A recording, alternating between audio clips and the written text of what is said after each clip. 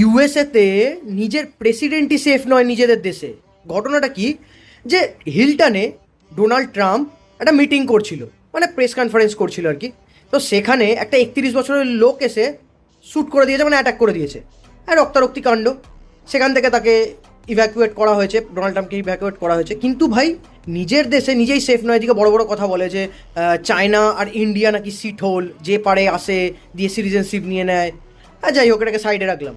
Second হচ্ছে যে USA আর ইরানের পিস টকটা, মানে সেকেন্ড পিস টকটা যেটা এতে হওয়ার কথা ছিল, পাকিস্তানে হওয়ার কথা ছিল, সেটা হচ্ছে।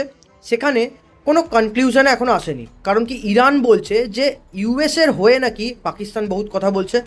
বেসিক্যালি মিটিংয়ের মানে এই পিস টকটা বেসিক্যালি ইউএসএর ফরেই যাচ্ছে পাকিস্তানের জন্য। তো পাকিস্তানকে মিডিয়েটার হিসাবে ইরান ইউজ করতে চায় না, অন্য কাউকে ইউজ করতে চায়।